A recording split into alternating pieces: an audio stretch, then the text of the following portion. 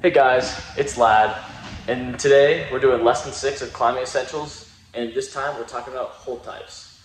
Now, when I say the word hold, the basic definition is something you grab or step on when you're climbing up a route, or on a real rock. That's also called a hold. So there's many different types of holds. Real quickly, we'll go over them. There's jugs, crimps, pockets, pinches, slopers, and underclings. And there's a couple others, but those kind of go in miscellaneous, where you just have to figure out how to use them. Alright, first hold we have on the list is jugs. And jugs are usually defined by big holds that you can grab and get all of your fingers and hand around. They're very positive, so that means they're like in cut. So they're deep and you can get your fingers really far into the hold.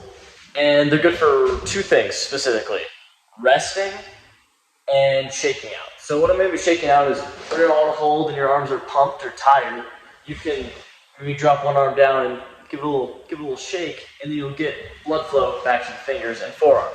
So that is their main purpose, is for rest, and they're also fun with dynos, a type of movement that we'll go over. The next hold we have on the list is a crimp. So a crimp refers to an edge that you can only get the tips of your fingers on. So there's many different types of ways to grab a crimp. There's the open hand, the half crimp, and then the full crimp. And these methods are good in different ways. The open crimp is very low stress on your fingers and is safer to grab the hold that way. Half crimp, it provides more power and more stability on the hold, but it is more risk. And the full crimp provides the most security and movement off of the hold, but it also is the highest risk to your tendons and fingers. Okay, hold type number 3 is a sloper. So a sloper is a typically round hold that doesn't have a lot of edges or anything to grab on. So the best way to grab these is with a fully open hand and to get all of your weight below the hold, because that provides the most friction. Because your goal is to get as much surface area on the hold as possible. That way you can stick and hold onto it the best. This is the next hold we have on our list, and it's called a pocket. The reason it's called that is because it's a hole in the wall, and self-explanatory is because it looks like a pocket, something you put stuff in. Anyways, these holds are cool because they force a certain type of movement. They force you to only use a limited amount of fingers. This is a 2-finger pocket, so that means you can only get 2 fingers in combination. I prefer my middle and ring finger. That fits me best, but that's not always the case with some people.